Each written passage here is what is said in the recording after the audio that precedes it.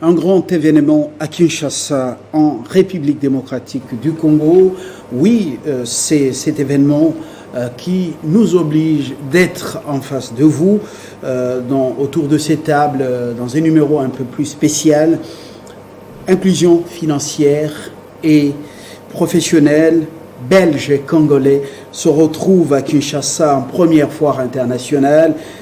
La foire internationale de Kinshasa consacrée à l'entrepreneuriat. Autour de cette table, deux invités, d'autres sont dans l'ambre en train de nous suivre. D'abord, Madame Moucheng Mbidi Esther. J'ai bien prononcé votre nom, Moucheng? Micheng. C'est Micheng Mbidi. Voilà. Vous êtes donc la présidente de Creda Sur Nord-Sud, une ASBL qui organise cet événement de Kinshasa en collaboration avec le Parlement.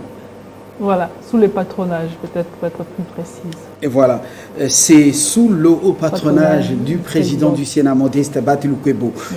Et puis, nous recevons à ma droite Jérôme Roux, lui, à Zamouanamboka, comme on dit. Jérôme, bienvenue. Merci. Alors, Jérôme est conseiller économique à l'ambassade de la Belgique à Kinshasa, plus d'une décennie à Kinshasa. C'est pourquoi je dis, moi, Namboka, il raffole bien la nourriture congolaise, donc ce n'est plus quelqu'un à présenter. Jérôme, nous parlons de cet événement, vous serez parmi les intervenants.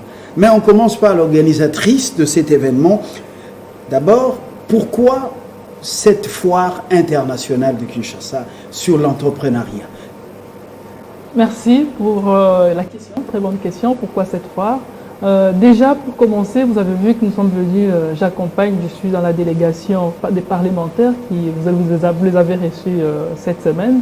C'est une mission complémentaire dans le but, premièrement, de renforcer la collaboration belgo-congolaise, d'améliorer les climats d'affaires entre la Belgique et le Congo, et surtout d'accompagner l'émergence d'une vraie classe moyenne congolaise.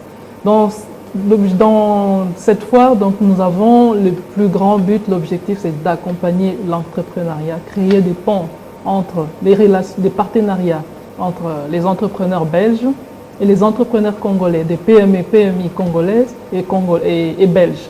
Donc c'est un peu ça qui cadre, donc qui représente, qui est l'objectif majeur de cette foire internationale. Vous l'avez dit, oui. C'est un événement qui intervient oui.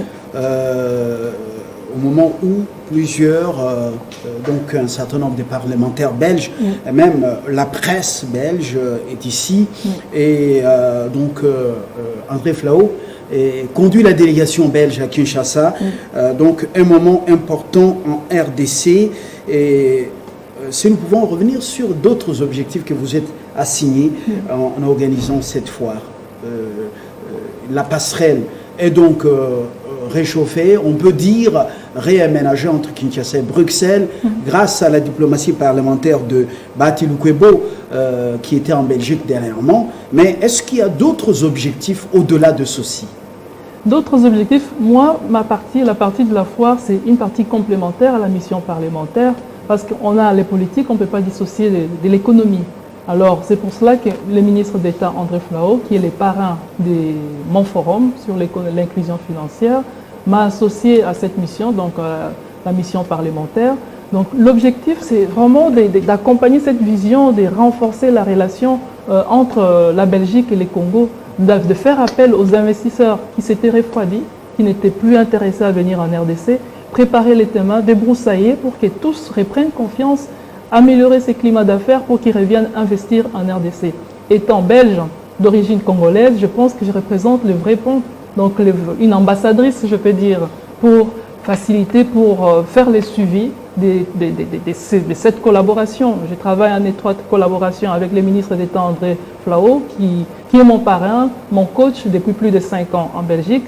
Et là, je remercie le président du Sénat, Baty Lukwebo, qui nous accompagne, qui nous accueille, qui nous a bien accueillis, qui nous donne son patronage. Et je pense que je représente vraiment valablement la partie belgo-congolaise pour accomplir, pour concrétiser C'est vrai qu'on organise souvent des événements, des foires, des conférences, mais cette fois-ci, on veut avoir les concrets, la pratique. C'est pour cela que j'ai intéressé M. Jérôme Roux en tant que chargé économique et commercial de l'ambassade de Belgique pour que nous allons vraiment, que nous puissions proposer des solutions pratiques et concrètes, pas juste faire des discours et revenir l'année prochaine avec un autre discours. Donc c'est voilà, mettre un plan d'action. Donc le but est qu'après cette fois, qu'on ait un plan d'action, qu'on ait un suivi régulier avec la Belgique et la RDC pour voir tout ce qu'on a mis en place, toutes les promesses. Et à l'édition prochaine, on aimerait venir avec des réalisations, même si on n'a pas tout accompli, mais qu'on ait quand même des preuves, voilà, des promesses qu'on a tenues lors de cette foire. Justement, l'événement aura lieu vendredi 5 novembre 2021 au Palais du Peuple, une journée full consacrée à cette foire internationale avec des communications, des échanges et plusieurs participants. On revient à vous tout à l'heure. Jérôme, l'initiative de Bati Lukwebo, grâce à la diplomatie parlementaire, comment l'ambassade belge ici à Kinshasa a-t-elle trouvé cette initiative? Bien, avec Esther, on en parlait déjà depuis plusieurs mois, même déjà cet été. L'élément, je pense, majeur d'actualité, c'est cette ratification il y a une semaine du traité bilatéral entre l'Union économique belgo-luxembourgeoise et la RDC, d'encouragement et de protection réciproque des investissements. C'est un traité qui avait été signé en 2005 et qui rentre en vigueur seulement maintenant. Mais je pense que c'est un signe aussi d'un meilleur climat de nos relations. Nous n'avons pas eu beaucoup de chance puisque la pandémie, la Covid-19 a mis un frein à... Déjà, c'est un réchauffement qui avait déjà commencé et une mission économique qui normalement aurait dû avoir lieu en mars 2020 et qui a été annulée au dernier moment. Et donc maintenant que cette pandémie est là, mais elle est peut-être mieux maîtrisée, nous pouvons à nouveau voyager. Il était important de poser des actes concrets. Et donc derrière cette initiative de vendredi prochain, nous souhaitons proposer une méthode de travail pour pérenniser nos relations économiques et commerciales entre la Belgique et le Congo. Concrètement, ça signifie de proposer au gouvernement congolais, à la présidence, au Premier ministre et à ses différents décideurs politiques, une équipe d'experts indépendants dans différents secteurs complémentaires qui, avec du secteur privé, mais aussi des décideurs qui connaissent bien leur matière, de pouvoir apporter un soutien à la fois au niveau de la vision que pourrait avoir le gouvernement dans des secteurs clés pour permettre une industrialisation durable du pays. Puisque finalement l'enjeu, je pense, essentiel du Congo, c'est de transformer cet éternel potentiel en richesse réelle. Et donc, qu'est-ce que ça veut dire? Ça veut dire industrialiser le pays de façon durable. Donc créer la richesse ici. Et une industrialisation voilà, qui pourra avoir un impact positif dans le social des Congolais avec la création d'une classe moyenne. Tout à fait. Grâce au contenu local. Voilà. Alors qu'est-ce qu'on propose? C'est ça que je vais tenter d'exposer dans le peu de temps que j'aurai vendredi là-dessus. C'est 3 secteurs clés, on pourrait en dire 4, disons, créateurs de richesse, porteurs de croissance.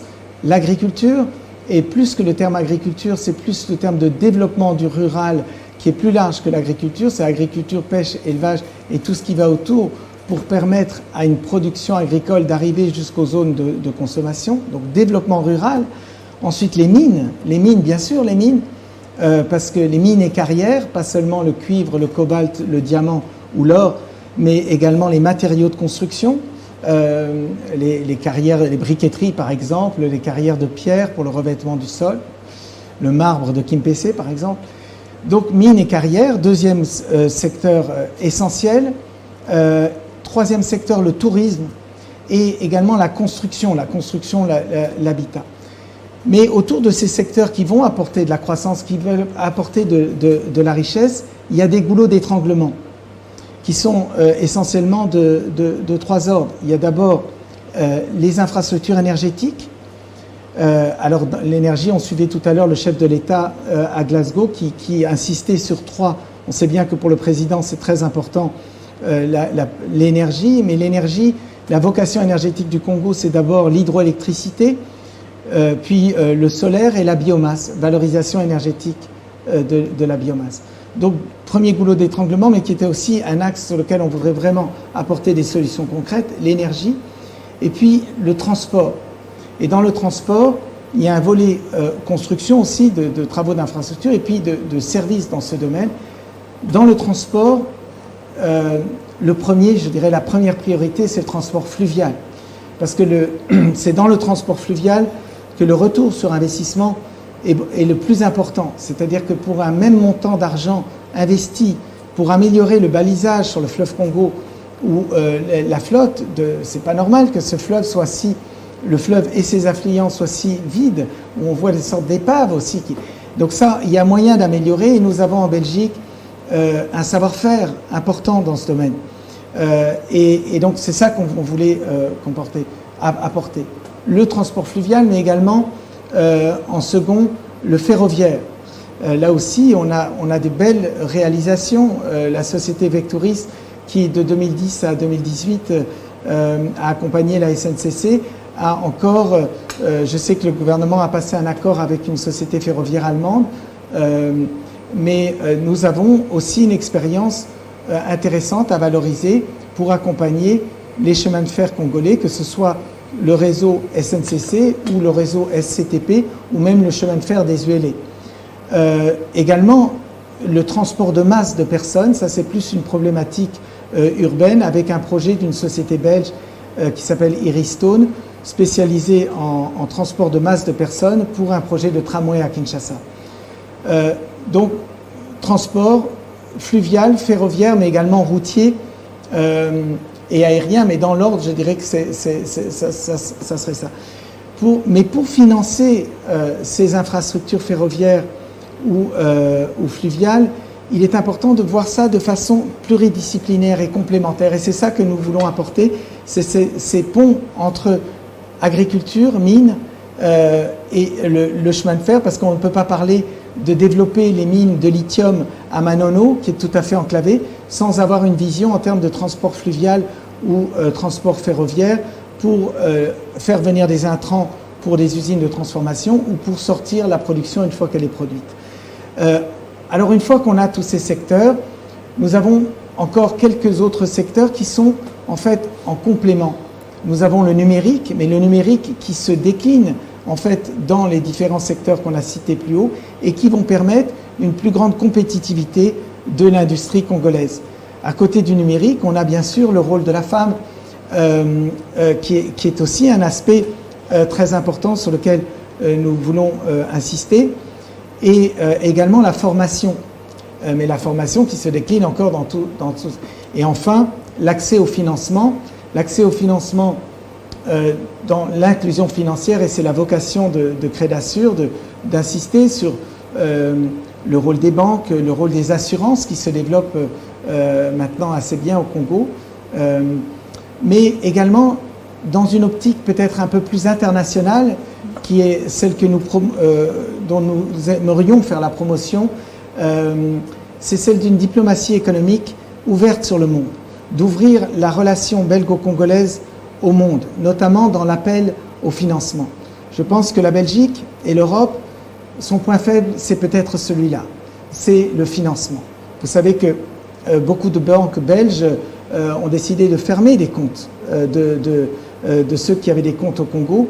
Les relations financières sont difficiles, il ne faut pas le nier, pour différentes raisons. Il y a un climat des affaires qui reste parfois encore délétère, une corruption toujours présente, il y a ces problèmes qui sont toujours là. Mais ce que nous voulons, c'est essayer de tout de même de revenir sur des dossiers.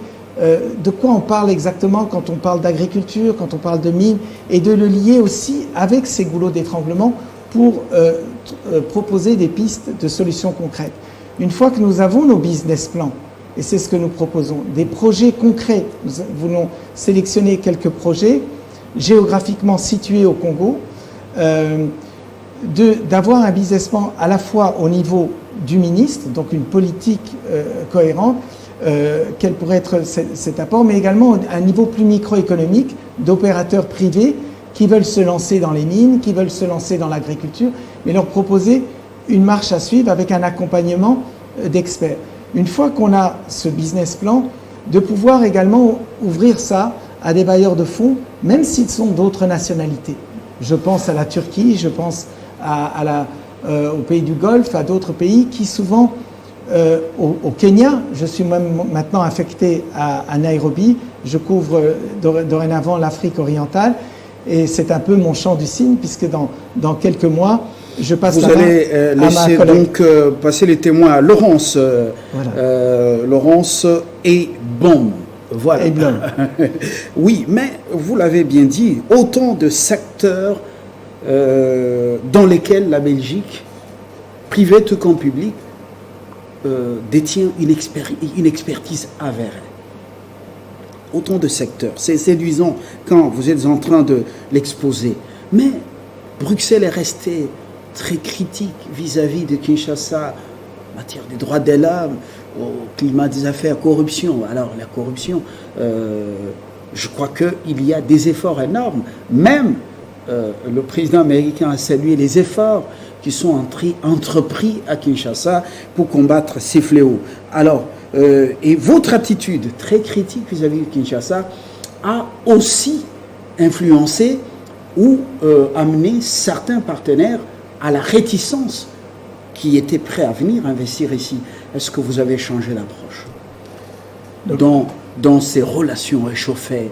Est-ce que vous pensez qu'ici, là, beaucoup de choses ont changé, vous n'allez plus être critique? Donc, comment appeler ça? C'est une sorte, pour appeler ça, vous savez, il y a plusieurs caractères. Il y a les optimistes, les pessimistes et les pessimistes actifs. Ou les réalistes. L'essentiel, je pense, c'est d'agir. C'est d'agir. On peut pas. Il y a ce fameux terme qu'on emploie souvent à propos du Congo. On parle de scandale géologique, scandale agricole, scandale écologique, etc. Et qu'est-ce qu'on entend par cette expression? C'est on ne peut pas laisser un tel potentiel, cette situation géographique du pays au centre de l'Afrique, comme ça, sans développement, il y a quelque chose d'indécent. Il y a une grande pauvreté, une croissance démographique importante, et je pense qu'il faut être ambitieux. Il faut viser une croissance à 2 chiffres. Quand on a une croissance démographique de 3,5% sur l'ensemble du Congo, de 6% à Kinshasa, c'est terrible. Ça veut dire qu'il faut une croissance à Kinshasa de plus de 6%. Mais je reviens à ma préoccupation quand vous revenez cette fois-ci, c'est pour vraiment être pragmatique, aider le Congo à décoller pour transformer ses richesses. Oui. Vous avez l'expertise, le passé colonial a démontré que vous êtes incontournable aussi, en Europe occidentale concernant le Congo. Vous allez revenir avec des leçons à donner aux politiques congolais, aux autorités congolaises, ou vous allez revenir cette fois-ci avec aussi des liquidités pour réellement investir, et non pas être des donneurs de leçons. Alors, pour bien comprendre, donc, il s'agit d'un accompagnement. Il ne s'agit certainement pas, évidemment, de donner des leçons. Ça n'a aucun sens. D'abord, je pense qu'on est tous, Belges comme Congolais, Nord et Sud, embarqués dans la mondialisation. Cette question, tout le monde souffre. En Belgique, c'est grave. Il y a une crise économique, notamment à cause de la Covid. Et donc, ce que nous essayons, et c'est tout le travail que moi j'ai essayé de faire pendant les 17 ans que j'ai passé ici, nous ne sommes pas de l'aide publique au développement, nous ne sommes pas de la coopération. Il s'agit de business, d'affaires. Et dans une relation d'affaires, on parle d'égal à égal. Il faut que le Belge gagne, parce que lui aussi, il doit développer son chiffre d'affaires. Et vous savez, 95% de l'économie belge, ce sont les PME. Et donc ces PME, elles doivent réussir, elles prennent des risques en venant ici. Leur investissement, c'est déjà les 15 jours qu'elles laissent leur entreprise pour venir ici. Et donc, nous plaidons également pour des systèmes d'assurance crédit, parce que c'est ça qui manque, qui soient plus forts, et même pas seulement au niveau national, mais au niveau européen, si déjà il pouvait y avoir ça. pour avoir un peu comme ce qui fait la force de la Chine, c'est l'Exim Bank. C'est que les entreprises chinoises qui investissent ici, elles ont, si jamais ça ne va pas, elles peuvent se retourner contre un assureur crédit qui rembourse.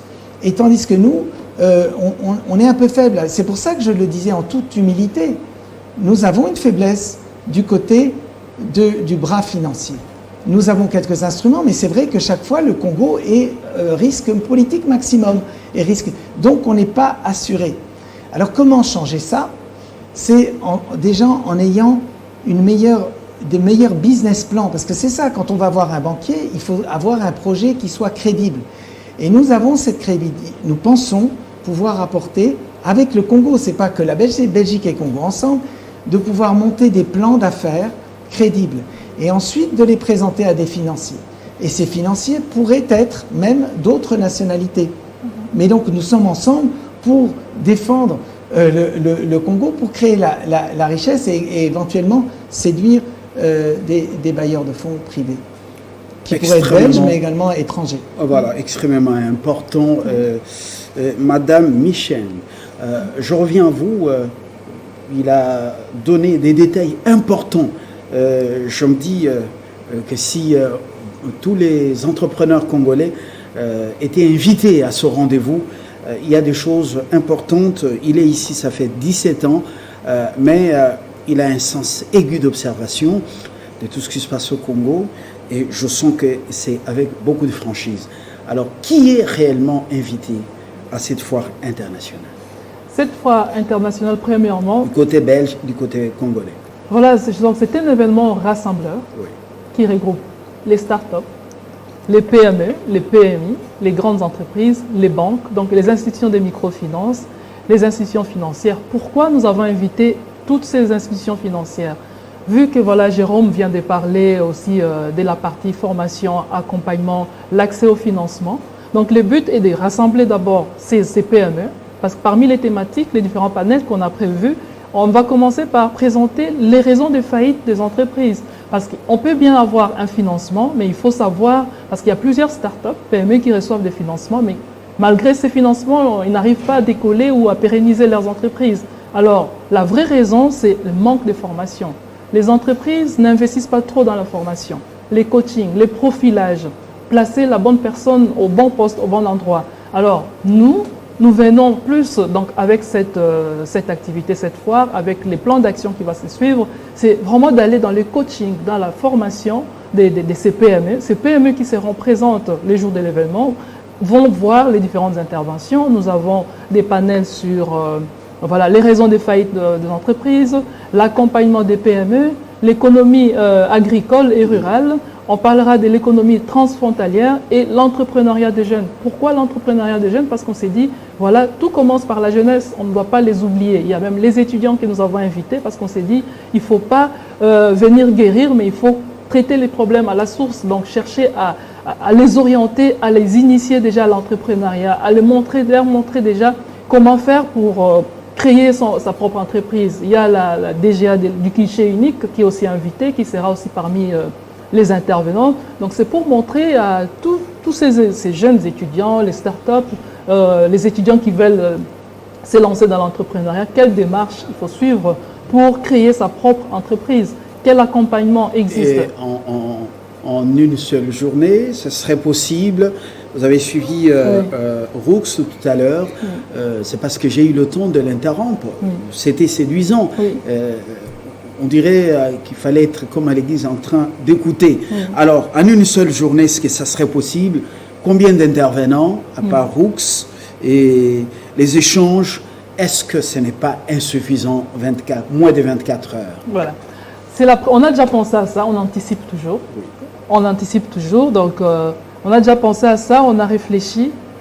Une seule journée, je dirais que ce n'est pas suffisant pour transmettre toutes les informations. Mais on a prévu déjà, donc il y aura quand même des interactions. Il y a des moments d'échange, donc on a prévu 1h30, 2 heures, pour que les participants aient l'occasion de rencontrer les intervenants, échanger. Et il y aura, on a centralisé, on va présenter, on a une plateforme, une adresse mail pour recevoir toutes les questions. Tous les participants vont recevoir un document ou comment nous contacter, s'ils ont des questions, des suggestions, nous sommes ouverts pour répondre à toutes ces questions. Mais déjà, si vous regardez, notre programme pour 2022, donc on pourra vous le présenter. La foire va se passer en 2 jours. Donc, on a une première journée et une deuxième journée pour être vraiment dans les concrets, dans la pratique. Alors, quelles sont les conditions pour y participer? La gratuité, ça ne paye pas. Même la gratuité de l'enseignement au Congo n'est pas réellement gratuite. Vous avez compris, ça ne concerne que l'enseignement fondamental, mais donc l'école primaire, mais après, il faut toujours donner quelque chose. C'est très important, la formation qui sera donnée, le coaching, mais est-ce qu'il y a... qu'est-ce qu'il faut donner en contrepartie pour y participer? Voilà. C'est un cadeau, donc c'est la première édition, c'est ouvert à tout le monde est invité, donc c'est gratuit, mais vous dites voilà la gratuité donc n'est pas du tout gratuite. Voilà, n'est pas du tout gratuite, donc c'est ouvert à tout le monde, mais par contre on veut augmenter aussi, promouvoir certaines PME, la visibilité, parce que c'est toute une organisation qui est mise en place. Je me suis déplacée avec toute une délégation, mon équipe ici. Donc c'est pour mettre en place tout ça, on a eu le patronage du président Baïti qui a vraiment valablement soutenu cet événement, financièrement, moralement et tout, si je peux dire. Mais en contrepartie, on a des stands. Il y a des entrepreneurs, des PME qui veulent avoir de la visibilité, ont payé. Donc payer des stands pour avoir cette visibilité. Il y a des grandes entreprises aussi qui veulent accompagner, soutenir, qui sont partenaires, qui sont déjà nos partenaires depuis quelques moments, donc qui seront là aussi, qui vont exposer des stands. Mais une autre chose qui est très intéressante, on a mis en place, on va créer un fonds de solidarité pour l'entrepreneuriat. Alors le but de ce fonds de solidarité pour l'entrepreneuriat, voilà. Et qui va créer? C'est Crédassure qui crée ce fonds de solidarité pour l'entrepreneuriat. Comment sera alimenté ce fonds de solidarité pour l'entrepreneuriat? Les bénéfices qui viendront de l'événement de la foire, s'il y a des sponsors qui veulent participer, nous soutenir, on va alimenter ces fonds de solidarité.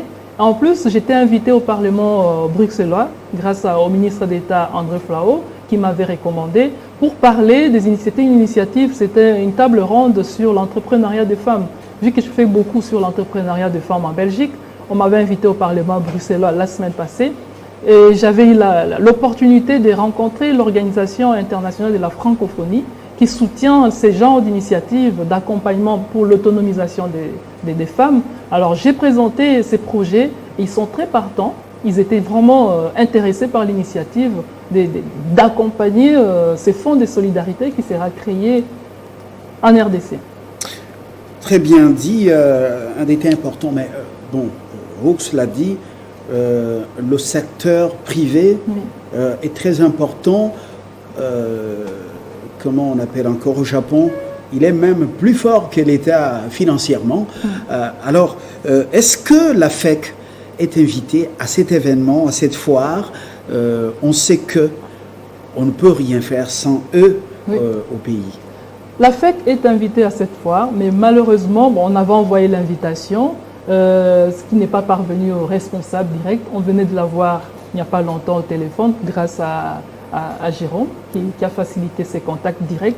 Parce que parfois ici au Congo, vous devez savoir aussi, on peut envoyer des courriers, mais avant que ça arrive auprès de la personne. Oui, un parcours de combattant. Voilà. Mais alors, il faut avoir un contact direct pour avoir la personne. Donc, merci à Jérôme de m'avoir mis en contact avec les responsables qui est au courant de cet événement. Mais malheureusement, cette fois-ci, ils ne pourront pas participer, mais ils ont promis de participer prochainement. Mais à Lubumbashi, par contre, j'ai des contacts directs avec la FEC parce qu'après ici, on va à Lubumbashi pour la même édition de la foire parce qu'on s'est dit les entrepreneurs, c'est pas seulement à Kinshasa, c'est aussi à Lubumbashi. Donc la FEC Lubumbashi est invitée et ils étaient même à l'inauguration de l'initiative en juillet. Voilà, cette foire va pas s'imiter à Kinshasa. Ils vont être à Lubumbashi, la date vous sera communiquée et après Goma, voilà, peut-être que d'autres villes du pays seront bientôt visitées par donc ce grand événement Roots. Un complément d'information, vous n'allez pas terminer le contenu de votre intervention à cette foire, un complément d'information. Peut-être puisqu'on parlait de participants, je pense qu'il y a vraiment l'idée c'est de rassembler, c'est peut-être une des faiblesses aussi souvent c'est qu'il y a beaucoup d'acteurs, parfois même en Belgique, entre nous, que parfois on a du mal à rassembler. Il y a un autre acteur important, c'est la Chambre de commerce belgo-congolaise et luxembourgeoise, qui est également partie prenante, qui a depuis plusieurs années, et avec la Covid ça a été un peu interrompu, mais avait l'habitude d'organiser des semaines belges, comme il y a la semaine française aussi, ce qui est très bien, je pense, parce que c'était l'occasion de refaire le point sur l'état des lieux, des relations économiques entre les deux pays. Et donc il y aura une nouvelle semaine belge qui sera organisée à la fin du mois de mars 2022. Et mon successeur, vous en avez parlé tout à l'heure, Laurent Seiblom, va piloter une mission économique qui viendra à la fin du mois de mars à Kinshasa, sans doute également à Bukavu et à Goma. Et ça se fera en même temps qu'une semaine belge. Donc, autre acteur important, cette chambre de commerce. Merci beaucoup, Roux. Madame, apparemment, vous avez un complément d'information dans le cadre de cette foire. C'est un grand événement Kinshasa. À part les milieux privés. Mais est-ce que les hommes politiques congolais avec qui vous avez pris langue, est-ce qu'ils sont flexibles face à ce tableau que Roux a essayé de peindre avec beaucoup de franchise?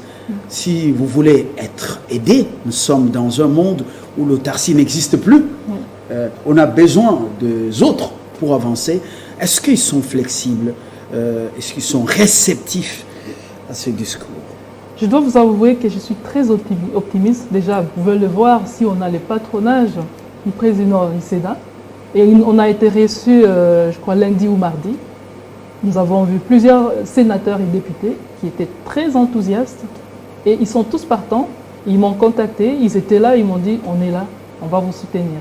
J'étais agréablement surprise de voir l'ouverture d'esprit. Mais le soutien seul ne suffit pas. Il faut écouter les partenaires qu'on appelle NOCO, leur franchise, essayer de changer le paradigme, la manière de faire, soit dans le secteur public, soit dans le secteur privé. Changer de paradigme, de gouvernance, être réceptif et ne pas s'énerver lorsque on vous dit les choses clairement. Vous voyez que nous sommes en grand retard. On a du potentiel, mais on peine à décoller. Pas des classes moyennes. C'est ça. On a quelques riches, on a beaucoup de pauvres, voilà. Et les richesses sont pompées à l'état brut. C'est ça. Mais le problème aussi, l'échec de plusieurs initiatives, c'est le manque de suivi. Le manque de suivi, alors c'est ça que moi, je vais vraiment, avec mon équipe et mes partenaires, on va mettre en place un suivi régulier avec la partie belge et la partie congolaise. Comment ça va se faire concrètement? Vous êtes en Belgique, ils vont rester au Congo. Comment ce suivi va-t-il se faire? On est en Belgique, mais on est représenté. Donc, il y a... Esther est belge et nous sommes congolais. Voilà, surtout, moi, j'affirme que vous êtes congolais. Voilà. Oui, même si vous allez rejoindre l'Afrique de l'Est, mais voilà, c'est notre beauf. Voilà, c'est notre beau-frère. Donc, on est bien représenté ici et je suis régulièrement en RDC. Je viens au moins 10 fois en RDC, parfois juste pour 2-3 jours et je rentre en Belgique. Je suis en Belgique, mais je suis très présente. Je suis vraiment à cheval entre la Belgique et la RDC. Donc, il y aura un suivi. Et une autre information, en février 2022, on va organiser la même foire en Belgique. Donc, du coup, les entrepreneurs belges et congolais, les acteurs politiques, économiques sont aussi invités en Belgique pour la même foire. Donc, vous voyez que c'est... À Lubumbashi, c'est déjà une date précise. Le 12 novembre, nous sommes à Lubumbashi. 12 novembre, donc c'est au cours de ce mois de novembre. À l'hôtel Pullman. Les suivis des principales résolutions que la foire va prendre ou sur lesquelles elle va aboutir la première foire, ou les suivis des quoi concrètement? Dans l'encadrement de PME, PMI, start-up. Voilà. Les suivis, nous avons premièrement l'encadrement, les coachings des entrepreneurs, des start-up, leur donner, les former, les coacher dans les bonnes pratiques managériales, l'éducation financière. Le deuxième plan d'action, c'est de mettre en place un bureau d'études et de suivi et d'information centraliser toutes les informations qui concernent, par exemple, l'import-export, comment collaborer avec l'Europe, par exemple, en commençant par la Belgique. Qu'est-ce qu'il faut pour investir en Belgique aussi, parce que comme on l'a dit, on ne vient pas comme des donneurs de leçons, mais c'est un partenariat gagnant-gagnant.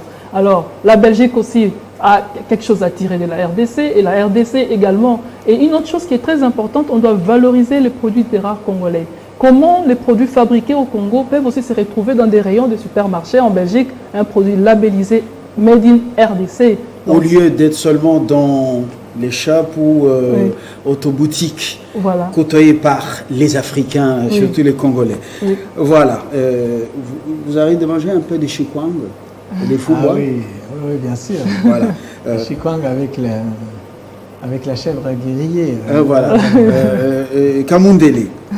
Alors, tout est dit, à moins que j'ai oublié un détail important. Les détails importants, on demande à tous les participants d'être à l'heure. Voilà. C'est à 9h, s'ils peuvent être déjà à 9h, à 8h30, c'est encore souhaitable et apprécié. Si on commence à l'heure, on aura le temps d'aborder toutes les thématiques. Si on est en retard, on a un souci. Donc. Merci beaucoup Esther. Sachez que au Sénat, il y a beaucoup plus de rigueur. Je pense que vous ne serez pas déçus. Alors, si c'est l'heure, vous allez commencer et ceux qui viendront après ils n'auront pas un problème d'accès. Et voilà. Donc, quand la porte est fermée, elle est fermée. Oui, elle est fermée parce qu'on ne veut pas quand même perturber, parce que vous voyez, quand il y a des intervenants, il y a des entrées et des sorties, ça perturbe. Hein. Donc, voilà. Au plus tard, 9h05, il y a des protocoles qui doivent aussi profiter de ces interventions. Elles ne peuvent pas être là toute la journée à recevoir les retardateurs. Alors, bof, encore un mot? Non, ça va, merci. Je vous remercie beaucoup de m'avoir invité. Voilà. Donc, l'essentiel est dit. Le rendez-vous est pris. Ce vendredi 5 novembre 2021 à Kinshasa, au Palais du Peuple. Les invitations sont déjà distribuées. Vous êtes invités. Faites un effort pour être à l'heure, tout au plus tard, 9h05, heure de Kinshasa. C'est pas 9h05, heure de Bruxelles. Et puis, voilà, ce sera la même heure. La même heure d'hiver. Voilà. Et puis, les restes, donc, on viendra faire la restitution ou l'évaluation de cette première édition de la Foire internationale de Kinshasa. Dans le cadre de l'inclusion financière et professionnelle, Belges et Congolais se retrouvent sous le patronage de Modeste Batulukwebo, président du Sénat congolais. Et puis, Jérôme sera là parmi les orateurs. Et l'organisatrice, c'est Esther Micheng Mbidi, Crédasure, une ASBEL qui est donc opérationnelle en Belgique. Et nous, ici aussi. C'est une ASBEL belgo-congolaise. Voilà, représentée déjà ici au Congo-Kinshasa. Nous serons là pour le suivi en tant que médias. Je peux vous souhaiter plein succès à cette première édition. Le rendez-vous est pris. Très bonne suite de programme sur votre chaîne. Au revoir.